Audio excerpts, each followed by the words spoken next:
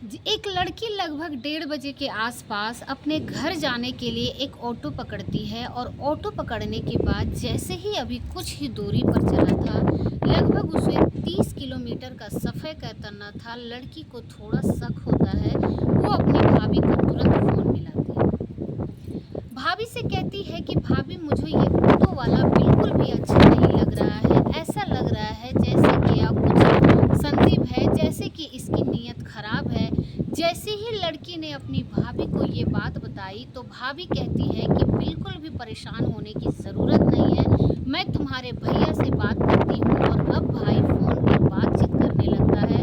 भाई कहता है कि परेशान मत होना, एक काम करो, तुम मुझे लगातार बातचीत करते रहो और साथ ही मुझे अपने लाइव लोकेशन भेज दो, ताकि मैं देखता रहूं कि तुम कहाँ जा रही हो, कहाँ नहीं जा रही हो। कोई दिक्कत में हो, परेशानी हो तो तुरंत ही मुझे बताना।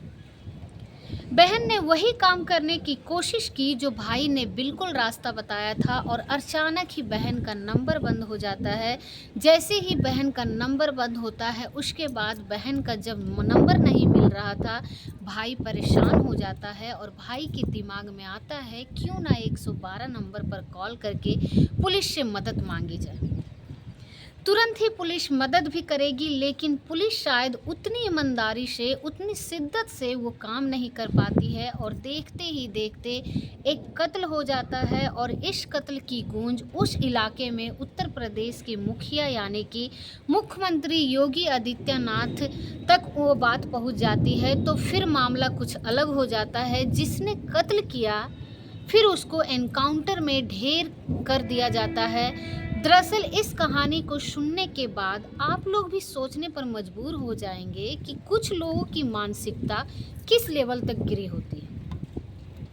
तो सबसे पहले आप सभी को मेरी तरफ से नमस्कार और आप सभी का मेरा यूट्यूब चैनल में बहुत बहुत स्वागत है। आज की जो कहानी है, आज की जो घटना है, जिसकी मैं जानकारी आपको बताने जा रही हूँ, ये घटना है उत्तर प्रदेश की राजधानी लखनऊ की। दरअसल अयोध्या की रूहानी जगह की रहने वाली एक महिला होती है, जिसकी उम्र लगभग 30 साल के आसपास होती है। ये पढ़ी लिखी होती है, बीएड उसने किया हुआ होता है। उसका जो पति होता है वो पेशे से दर्जी होता है। 13 साल का उसका एक लड़का भी होता है। एक दिन वो अपने पति से कहती है कि तुम भी मेहनत करते हो, यदि मैं भी तुम्हारे साथ मिलकर मेहनत करूं, यदि मैं भी पैसे कमाऊं, यदि मैं भी नौकरी करूं, तो हमारा घर कितना अच्छा चलेगा। हम अपने बेटे को अच्छी से अच्छी एजुकेशन देंगे। जैसे ही पति के पास ये मैसेज पहुंचता है, पति कहता है कि तुम पढ़ी लिखी हो, मुझे कोई ऐतराज़ नहीं है। अगर तुम्हें लगता है कि कहीं नौकरी मिल जाती है तो तुम कर सकते हो। अयोध्या की इस रूहानी जगह की रहने वाली उस महिला ने आवेदन करना शुरू किया और एक दिन ऐसा होता है कि उसके पास एक कॉल आती है 16 मार्च 2025 को, यूपी के बनारस से, कि आप अपने यहाँ पर आके इंटरव्यू दीजिए और एक परीक्षा होगी। अगर आपने परीक्षा पास कर ली हो तो आपका सिलेक्शन कर देंगे। और वो महिला 16 मार्च 2025 को जाती है बनारस में इंटरव्यू देने के लिए, परीक्षा देने के लिए। और परीक्षा देने के बाद वो अपने पति को फ़ोन करती है, कहती है कि मैं यहाँ से परीक्षा दे के निकल चुकी हूँ, लेकिन मुझे एक रात अपनी दोस्त के यहाँ रुकना है, अपने फ्रेंड के यहाँ रुकना है। तुम्हें कोई ऐतराज़ तो हो तो क्या उसके यहाँ रुक जाऊं? पति कहता है मुझे कोई ऐतराज़ नहीं है, अगर तुम रुकना चाहो तो आराम से रुक जाओ। उसके बाद वो महिला अपनी दोस्त के पास रुकती है और 17 मार्च और 17 मार्च को यहाँ से निकल जाती है। अब घर चलने के लिए जब निकलती है तो पता चलता है कि उसे रास्ते में जो बस पकड़नी है वो 2 बस खड़ी हुई है। एक बस जो है अयोध्या की है, लेकिन फ़िलहाल नहीं मिल पा रही है। अभी उसको बस मिलने में काफ़ी वक्त लगेगा। और एक बस थी जो कि लखनऊ की तरफ जा रही थी। उसने अपने पति को फ़ोन मिलाया और पति से कहा कि देखो, यहाँ बस नहीं मिल रही है अयोध्या के लिए, मैं इसीलिए अपने बड़े भैया के पास जा रही हूँ जो कि लखनऊ में रहते हैं। उसका पति कहता है कोई दिक्कत नहीं, कोई परेशानी नहीं, तुम आराम से लखनऊ चले जाओ। वहाँ एक रात रुक कर आराम से आना। और जैसे ही पति ने ये पत्नी की बात कही, पत्नी निकल जाती है और अपने भाई की तरफ। और आलमबाग जो बस स्टैंड होता है, 18 मार्च 2025 की रात लगभग 1:30 बजे के आसपास वो उस बस स्टैंड के आलमबाग में उतर जाती है। और लखनऊ के अंदर जैसे ही वो बाहर निकलती है, सामने से एक ऑटो वाला आ रहा था। ऑटो वाला ने उसको देखा और देखते ही कहा कि बहन जी, आप कहाँ जाओगी? जैसे ही ऑटो वाले ने उस लड़की से पूछा तो उस लड़की ने कहा कि भैया, मुझे यहाँ जाना है चिन्हट में। और चिन्हट में एक जगह लगती है कमता, तो वहाँ रहता है बहन की, जो आपको पता है यहाँ से लगभग 30 किलोमीटर दूर है। पैसे की वोमिंग होती है। वो कहता है कि ठीक है। जैसे जैसे पैसे की बातचीत होती है, पैसे की बात तय हो जाती है। अब इसके बाद उस लड़की ने अपने भैया को फ़ोन मिलाया और भैया फ़ोन मिलाने के बाद कहा कि वो आलमबाग बस स्टैंड से यहाँ से निकल चुकी है। उसने एक ऑटो पकड़ लिया है और अगले लगभग 35 मिनट से 40 मिनट में वो घर पहुँच जाएगी। आप बिल्कुल भी परेशान मत होना।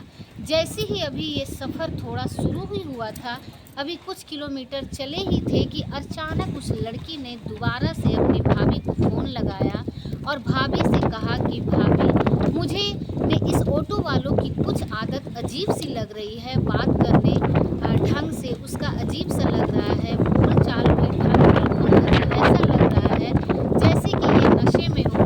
भाभी कहता है बिल्कुल परेशान मत हो, मैं तुम्हारे लिए भैया से अभी की अभी बात करती हूँ। भाभी ने भैया से बात कराई और जैसे ही बातचीत की, उसने कहा कि बहन, बिल्कुल भी परेशान मत होना। दरअसल तुम कहाँ पर हो, थोड़ा बताओ। वो कहती है कि मुझे ऐसा लग रहा है जैसे कि इसने रास्ता बदल दिया है। तभी भैया कहता है कि मेरी इससे बात कराओ। अब ऑटो वालों से बात की जाती है तो ऑटो वाला कहता है कि भाई साहब, आप बिल्कुल भी परेशान मत हो। दरअसल जिस रास्ते की आप बात कर रहे हो, उस रास्ते पर मेट्रो का काम चल रहा है और मेट्रो का काम चलने की वजह से मैंने ये रूट बदल दिया है, क्योंकि रास्ता बहुत ज़्यादा ख़राब है। आपको कोई एतराज़ ना हो तो फिर मैं आगे बढ़ूँ। वो कहता है कि ठीक है। जैसे ही एक भाई ने अपनी बहन से कहा कि तुम लाइव लोकेशन भेज दो, देखता रहूँगी कि तुम कहाँ पहुँचोगी, कहाँ नहीं।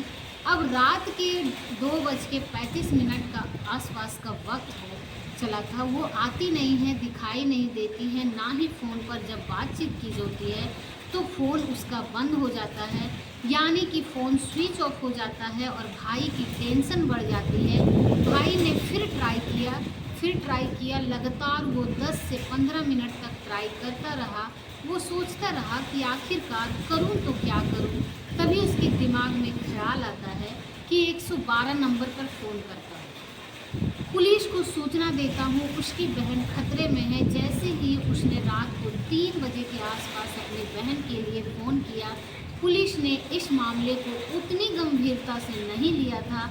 हालांकि पुलिस ने कोशिश की थी, लेकिन पुलिस ने उतनी शिद्दत से, उतनी ईमानदारी से कोशिश नहीं की थी। यही कारण है कि उसका भाई खुद अपनी बहन को ढूंढने के लिए निकल जाता है।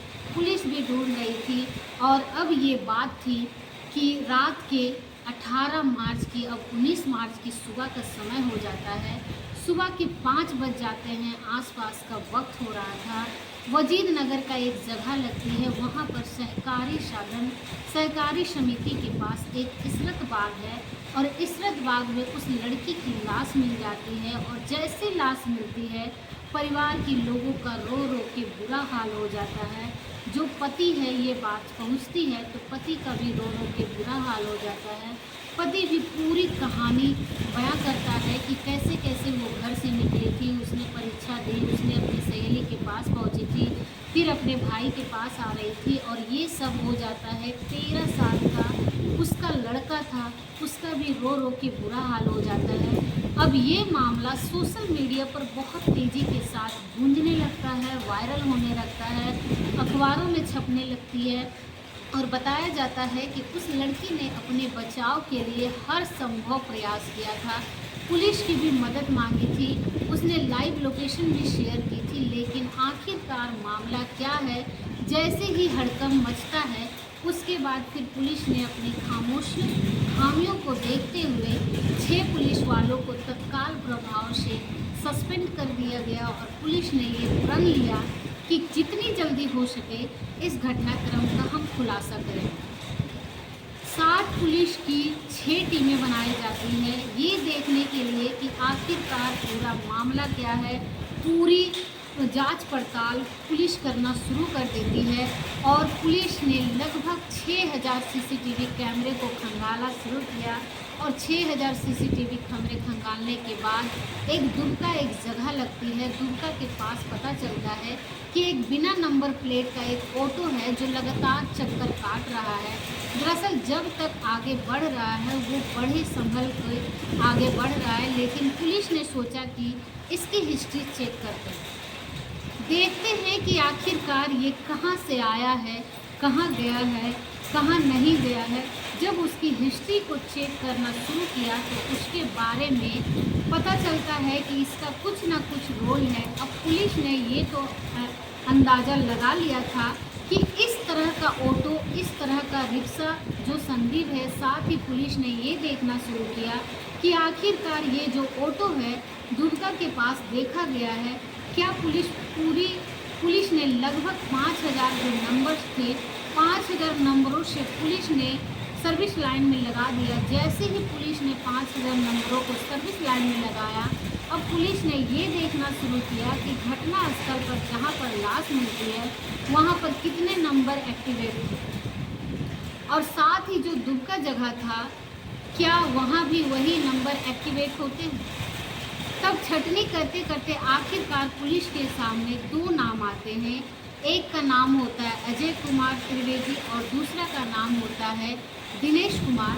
दरअसल वो दोनों भाई होते हैं। अब पुलिस ने जैसे ही इनकी जांच पड़ताल करना शुरू किया, जांच पड़ताल करने के बाद ये पता चलता है कि ये दोनों जो नाम है अजय कुमार त्रिवेदी और दूसरा दिनेश कुमार, ये रहने वाले होते हैं दुबका के पास। एक कॉलोनी लगती है वंशज कुंज योजना। वंशज कुंज की योजना में जैसे ही पुलिस वाले पहुंचते हैं, उसने पूछा कि दिनेश का या फिर अजय क्या करते हैं, तो पता चलता है कि वो अजय कुमार त्रिवेदी और दरअसल वो ऑटो चलाया करता है। अब पुलिस ने जब उसके ऑटो को देखा तो ऑटो संदीप थे, वही ऑटो वहाँ पर दिखाई देता है। अब पुलिस पूछती है अजय कुमार और दूसरा उसका जो भाई है दिनेश आखिरकार कहाँ थे। फिर उनके बारे में पता चलता है कि वो घर पर तो नहीं थे। पुलिस ने जब इनकी हिस्ट्री खंगालना शुरू किया तो पता चलता है कि अजय कुमार त्रिवेदी पर लगभग 22 मुकदमे पहले से ही दर्ज थे और उसका जो भाई है उस पर लगभग 9 मुकदमे दर्ज थे। ये हिस्ट्री सीटर होते हैं। अब पुलिस को इनकी तलाश थी, आखिरकार ये फरार थे। पुलिस ने कड़े मकसद के साथ पता चलता है कि मल्हाबाद एक संभासी एक जगह लगती है, वहाँ पर बाद में उसके एक व्यक्ति के छुपे होने की आशंका थी जिसका नाम होता है दिनेश की लोकेशन के आधार पर पुलिस आखिरकार उसे हिरासत में लेती है और 21 मार्च 2025 को और हिरासत में लेने के बाद जब उससे पूछा जाता है, उससे बातचीत करती है तो पता चलता है कि उसका बड़ा भाई अजय कुमार त्रिवेदी दरअसल वो नशे का आदी है। उसको नशा कई तरह का कर सकता है, चाहे वो शराब हो या फिर नशीली गोलियां हो। उसे किसी भाई ने बताया कि आलमबाग बस अड्डे पर रात के 1:30 बजे के आसपास का वक्त हो रहा था। उसको एक लड़की बस स्टैंड से आती हुई दिखाई देती है। उस लड़की को देखते ही उसकी नीयत खराब हो जाती है। उसके बाद वो अपने भाई को फ़ोन करता है, दिनेश को कहता है कि आलमबाग से निकलूँगा और नहरिया होते हुए यहाँ से कानपुर हरदोई हाईवे होते हुए एक बुदेश्वर जगह लगती है, वहाँ से दुबग्गा चौराहे पहुँचूँगा और तुम भी जो पुलिस है वहाँ अंधी पुलिस के पास आंधी की चौकी के पास पहुँच जाना, वहाँ तुम मुझे मुलाकात करना। जैसे ही भाई को ये बात रास्ता बताया तो पहले तो वहाँ पर इंतज़ार कर रहा था और इंतज़ार करने के बाद आंधी की चौकी के पास जैसे ही ऑटो रुकता है, लड़की चुपचाप बैठी हुई थी। लड़की को तब तक नहीं पता था कि उसका अपहरण कर लिया गया है। जैसे ही भाई सामने दिखाई दिया, अजय तुरंत ही अपने ऑटो से उतरता है। उतरने के बाद वो पीछे आकर बैठ जाता है और अपने भाई दिनेश से कहता है, तुम अब ऑटो चलाओ। लड़की ने यही देखा, पास में ही आंधे की चौकी है, पुलिस है। पुलिस चौकी को देखकर वहाँ, हालांकि यहाँ पर अंधेरा हो रहा था, लड़की ने ज़ोर ज़ोर से चीखना चिल्लाना जैसे ही शुरू किया, तुरंत ही अजय ने उस लड़की को पीटना शुरू कर दिया। उसने कहा कि अगर चीखने चिल्लाने की कोशिश की तो तुम्हें यही मार दूंगा। उसके साथ जब वो बहुत ज़्यादा मारपीट करना शुरू कर देता है, उस लड़की का जो मुंह होता है वो किसी कपड़े से बंद कर देता है ताकि वो चीख ना सके, चिल्ला ना सके। अब लड़की ने जिद करना शुरू कर दिया और वहाँ से निकलने की, बचने की तमाम कोशिश करना शुरू किया दिया। अजय ने अपने भाई दिनेश से कहा कि जितनी जल्दी हो सके यहाँ से इस ऑटो को जंगल की तरफ लेके चलो, और वहाँ से कसमंडी से ये मालियाबाद एक जगह लगती है, उसी में एक वाजिद जगह है, नगर है, और वाजिद नगर के पास ये एक आम का एक बाग होता है, इशरत का बाग होता है। वो ऑटो वहाँ पर पहुँच जाता है और लड़की रास्ते भर में विरोध करती रही ताकि उसके साथ कोई गलत काम ना हो जाए, गलत हरकत ना हो जाए। उसे खींचते हुए बाग की तरफ लेके जाते हैं और बाग की तरफ ले जाने के बाद उस लड़की के साथ वो ज़बरदस्ती करने लगता है, उसके कपड़े फाड़ना शुरू कर देते हैं। और जैसे कपड़े फाड़ रहे थे, लेकिन उसने हिम्मत नहीं हारी और आखिरी दम तक वो कोशिश करती रही। जब बात हद से ज़्यादा बढ़ जाती है तो उसने उसके बाद उसके साथ मारपीट भी करते हैं, उसको कंट्रोल में करने की कोशिश कर रहे थे। और जब वो कंट्रोल में नहीं होती तो उसी की ही पाजिमामी ने उसका गला घोटकर हत्या कर देते हैं। यानी कि अब यहाँ से उसकी हत्या कर दी जाती है। अब वहाँ से भाग जाते हैं, लेकिन पुलिस एक अपराधी को, आरोपी को तो पकड़ ही चुकी थी, उसको पकड़ के गिरफ्तार करके जेल भेज चुकी थी। अब पुलिस के लिए जो मैन आरोपी था, इसमें अजय कुमार द्विवेदी, आखिरकार पुलिस उसके पीछे पड़ जाती है, उसको ढूंढने में लग जाती है। तो ये 21 मार्च 2025 की ही रात लगभग 9 बजे के आसपास उनकी जो लोकेशन पाई जाती है वो हरदोई हाईवे के पास अम्रपाली वाटर पार्क होता है। वहाँ पर एक महमूद नगर होता है, महमूद नगर की तरफ से वो बाइक लेकर आ रहा था। पुलिस ने उसे रोकने की कोशिश की और रोकने की जब कोशिश की तो वो रुकता नहीं है। पुलिस उसे समझाने की कोशिश कर रही थी, उससे बात करने की कोशिश कर रही थी कि रुक जा, लेकिन पुलिस को देखते ही उसने एकदम, पुलिस को देखते ही गोली चला दी।